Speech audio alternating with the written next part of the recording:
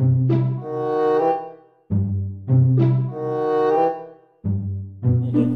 cheminement dans cette halte spirituelle cette année sur la question des vertus et des passions. Je rappelle que nous travaillons à partir d'un livre du théologien orthodoxe Jean-Claude Larcher qui s'appelle « Thérapeutique des maladies spirituelles » et que nous lisons quelques petits extraits de ce très gros livre en calant à chaque fois une passion et une vertu, l'une par rapport à l'autre.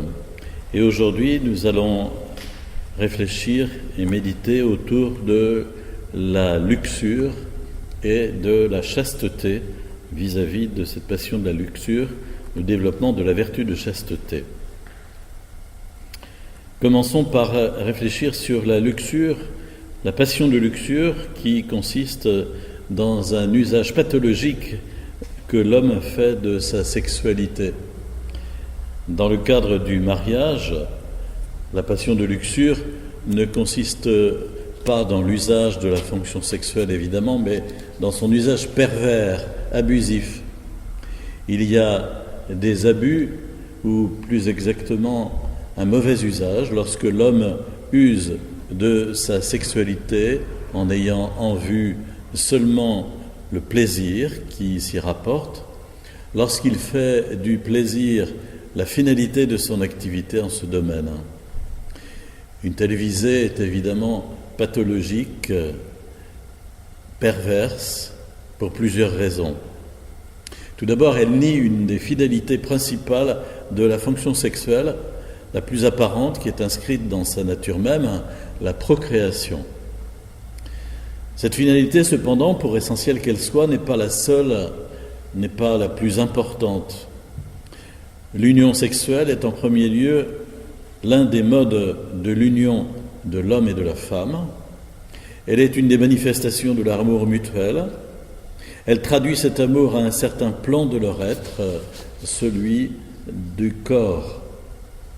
C'est l'amour qui constitue la finalité première de l'union sexuelle, ainsi que les multiples bienfaits spirituels que l'homme peut retirer de celle-ci au sein du mariage, en liaison avec les autres modes de l'union conjugale. Il faut cependant préciser que l'amour conjugal est vu dans la perspective chrétienne comme l'union de deux personnes, c'est-à-dire de deux êtres conçus dans leur intégralité d'une part et dans leur nature spirituelle d'autre part. L'union sexuelle doit ainsi être précédée ontologiquement par l'union spirituelle qui lui confère son sens et sa valeur. Et c'est à ce titre seulement que peut être respectée sa finalité ainsi que celle de la nature des êtres qu'elle met en relation. Lorsque l'union sexuelle est vécue indépendamment de son contexte spirituel et ne s'exerce qu'en vue du plaisir sensible qu'elle procure, elle mutile inévitablement l'homme en pervertissant profondément l'ordre normal de son rapport à Dieu, à lui-même et à son prochain. Le désir exclusif de plaisir sexuel qui caractérise la luxure mobilise la puissance désirante de l'homme et la met et la détourne de Dieu qui devrait constituer son but essentiel. Omnubilé par la jouissance sensible que sa passion lui procure, l'homme se prive de la jouissance spirituelle des biens supérieurs du royaume. La luxure, comme toutes les autres passions, opère un renversement des valeurs au plan le plus élevé.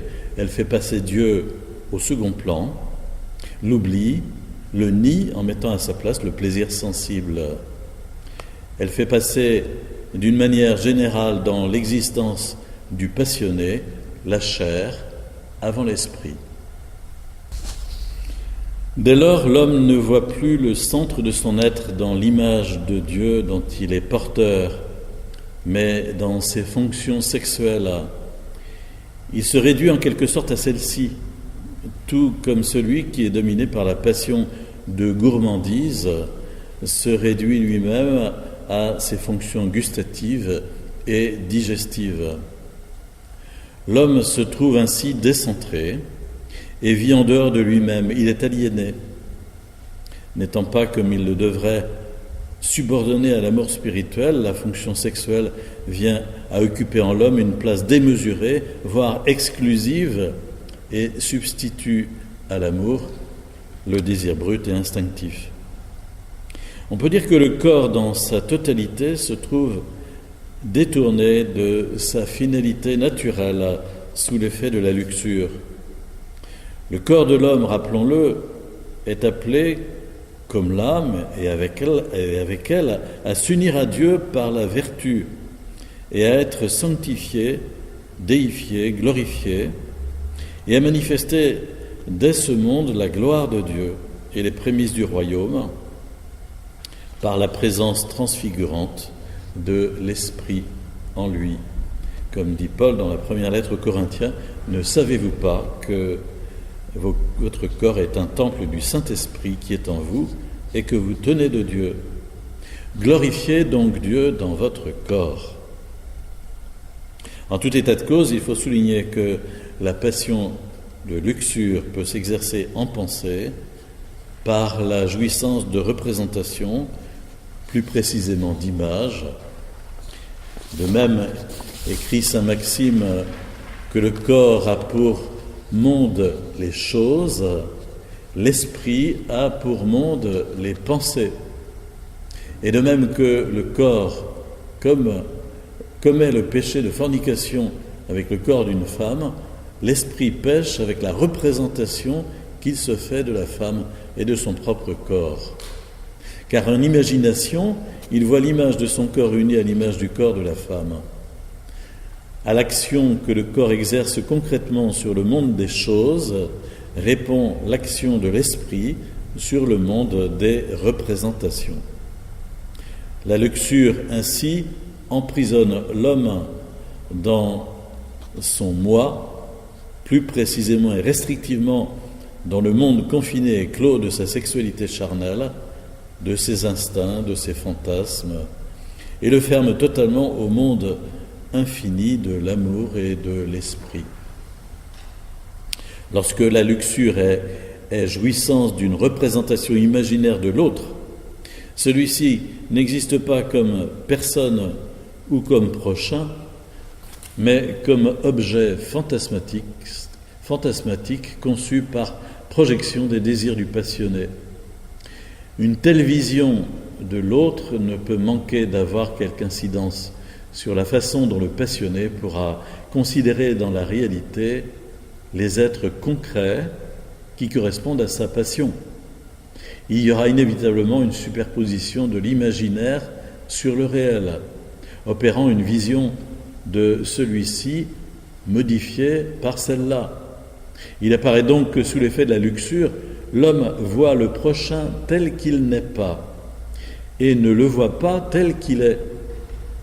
Autrement dit, il acquiert une vision délirante de ceux que sa passion lui fait rencontrer. Dès lors, tous ses rapports avec eux se trouvent complètement pervertis. Le caractère pathologique et pathogène de la luxure nous est suffisamment apparu à différents niveaux pour que nous comprenions que les pères la qualifient fréquemment de maladie et voient en elle une forme de folie. Saint Jean Chrysostome s'attache à montrer comment cette passion égare la raison de l'homme, obscurcit, agite, dévaste et obsède son âme. Je cite, comme les nuages et le brouillard enveloppent les yeux du corps, ainsi quand la passion impure s'est emparée de l'âme, elle lui ôte la faculté de prévoir, ne lui permet pas de rien voir au-delà de l'objet présent. Mais tyrannisée par ses tentations, l'âme est aisément subjuguée par le péché, elle n'a plus qu'un objet devant les yeux, dans l'esprit, dans la pensée. Et comme les aveugles, debout, en plein air et à midi, ne perçoivent point la lumière du soleil, puisque leurs yeux sont fermés, ainsi les malheureux en proie à cette maladie ferment leurs oreilles aux nombreux et salutaires enseignements qui retentissent autour d'eux. Les enseignements patristiques sur la luxure font ressortir 3 effets pathologiques principaux de cette passion. Tout d'abord, un trouble et une agitation de l'âme qui accompagnent son exercice depuis la naissance du désir jusqu'à l'assouvissement de celui-ci. Deuxièmement, une inquiétude qui accompagne la passion dès le début dans la recherche de son objet et dans l'élaboration des moyens qui permettent de l'atteindre, avec tout ce que cela implique d'attente anxieuse de celui-ci ou de crainte de le manquer. Une inquiétude également qui suit la manifestation du désir. C'est dans le renouvellement du plaisir que, sous l'effet de sa passion, il croit pouvoir remédier à cet état de souffrance. Et puis, troisièmement, un obscurcissement de l'esprit, de l'intelligence, de la conscience et une perte du jugement. Outre ces 3 principaux effets, cette passion a pour conséquence d'engourdir l'esprit et d'alourdir l'âme. Elle exerce sur celle-ci, sur celui qu'elle possède, une véritable tyrannie, plus que toutes les autres passions, en raison de son extraordinaire puissance. Saint Grégoire de Nice écrit: parmi les nombreuses passions qui assiègent le cœur humain, il n'y en a aucune qui ait contre nous une force comparable à celle de la frénésie de la volupté. Comme toutes les autres passions, elle est destructrice de vertu, elle engendre corrélativement dans l'âme toutes sortes d'attitudes vicieuses, et notamment l'absence de crainte de Dieu, l'éloignement de la prière, l'amour de soi, l'insensibilité, l'attachement à ce monde, le désespoir. Et on peut noter pour terminer que la passion de luxure est favorisée dans sa naissance, sa subsistance ou son développement principalement par 3 types de comportements passionnés: l'orgueil et la vaingloire, le jugement du prochain, l'abondance de la nourriture et du sommeil.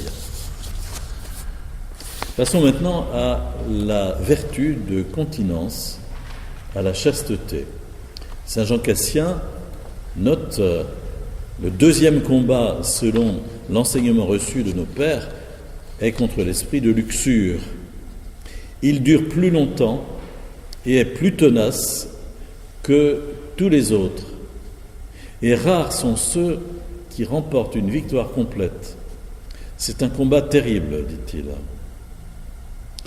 La vertu qui s'oppose à la luxure, c'est donc la chasteté au sens étroit de ce terme. On peut distinguer 2 modes de la chasteté dans le cadre du monachisme, du célibat ou du veuvage, et la chasteté dans le mariage. Tout d'abord, la chasteté monastique. Il convient de rappeler que dans la perspective chrétienne, la sexualité ne peut avoir un sens et s'exercer sainement et normalement que dans le cadre de l'amour conjugal. Et c'est pourquoi elle est a priori exclue du cadre du célibat et de la vie monastique. Aussi, la vertu de chasteté qui, entendue dans son sens strict, s'oppose à la passion de luxure, présuppose-t-elle et désigne-t-elle, dans ce dernier cadre, une totale abstinence de tout acte et avant tout de tout désir sexuel, ceux-ci, quelle que soit leur forme, ne pouvant alors relever que de la passion. Cette totale abstinence présuppose elle-même une parfaite continence, c'est-à-dire la capacité de maîtriser et de réprimer totalement les pulsions et désirs sexuels.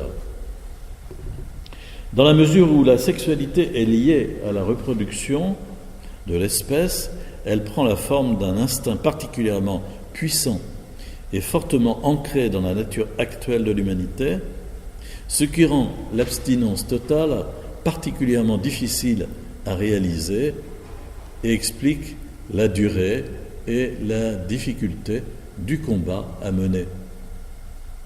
Parce que la luxure est une passion que le corps contribue à susciter et à réaliser, sa thérapeutique réclame spécialement, outre les remèdes spirituels, la pratique de la tempérance corporelle. C'est ainsi que les jeûnes, les veilles, le travail fatigant qui mortifie le corps sont pour le moine des moyens essentiels de faire face aux tentations, d'être continent, de garder l'abstinence et de vaincre à ce niveau la luxure. Quant au jeûne, il occupe une place essentielle dans la mesure où l'excès de nourriture apparaît comme l'un des principaux facteurs favorisant la luxure. C'est d'ailleurs pourquoi la thérapeutique de la luxure ne peut être entreprise qu'après celle de la gourmandise, car il est impossible de mettre fin à celle-là si l'on a d'abord vaincu celle-ci. À ces pratiques ascétiques, il faut joindre la fuite des occasions, qui se réalise essentiellement par la retraite dans la solitude. À défaut d'isolement, une rigoureuse garde des sens est indispensable. Parce que la convoitise qui s'accomplit par le corps ne vient pas du corps, le principe de la chasteté est dans l'âme essentiellement, et c'est principalement dans l'intégrité du cœur qu'elle consiste. Parce que les désirs, les pensées passionnées, les imaginations et fantasmes naissent du cœur, comme le dit Jésus, c'est dans la garde du cœur que consiste la thérapeutique principale de la luxure. Il convient naturellement de joindre à la garde du cœur la prière. Saint Jean Climac écrit « Celui-là court en vain qui a résolu de combattre contre la chair et de la vaincre par lui-même. » Les vertus étant solidaires, l'acquisition de la chasteté ne peut qu'aller de pair avec la pratique des autres vertus, particulièrement de celles qui lui sont directement liées, et surtout une véritable humilité. Mais la patience et la douceur sont également fondamentales. Le célibat et la chasteté monastique n'ont de valeur que s'ils sont consacrés à Dieu et ont pour finalité une union plus parfaite à lui. Deuxième aspect, la chasteté conjugale. La nature de la chasteté chez les personnes mariées diffère évidemment en partie de celle qui convient au célibat, et alors que dans ce dernier cas, elle présuppose une abstinence totale dans le cadre du mariage chrétien, en raison de son caractère strictement monogamique, une telle abstinence n'est exigée qu'à l'égard de toute sexualité extra-conjugale, le simple désir constituant déjà un adultère. Saint Jean Chrysostome fait remarquer que le Christ, en soulignant le rôle primordial que joue le désir, fournit le moyen de s'attaquer au fondement même de la maladie. Ce n'est pas seulement le mal, mais la racine du mal que Jésus retranche, car la racine de l'adultère, c'est la convoitise impudique. Le Seigneur corrige donc non seulement l'adultère, mais aussi la convoitise. Les médecins s'en prennent à la cause de la maladie elle-même. C'est aussi ce que fait Jésus-Christ. Nous avons vu en analysant la passion de luxure que ce qui la caractérise, c'est un abus de la fonction sexuelle consistant dans l'usage de celle-ci en vue du plaisir sensible. Or, il s'agit là d'une perversion de cette fonction dans la mesure où elle est destinée par nature à la procréation et plus fondamentalement à être une des manifestations de l'amour de l'épouse et l'époux, que l'épouse et l'époux ont l'un pour l'autre, en relation de dépendance avec les autres modes de leur union, et notamment avec la dimension spirituelle de celle-ci. La thérapeutique de la luxure et l'acquisition de la chasteté en ce domaine doivent donc avant tout consister dans un rétablissement de cette finalité naturelle et normale d'usage de la sexualité. Le premier principe est pour les époux de ne pas s'unir en vue du plaisir sensible, de ne pas faire de la volupté le but et l'objet de leur union. Le plaisir doit apparaître comme un effet de l'union, comme quelque chose qui est donné par surcroît. La chasteté conjugale suppose que l'union des corps ne constitue ni un absolu ni un en soi, mais soit parfaitement intégrée et subordonnée à l'union psychique des époux et plus encore à leur union spirituelle.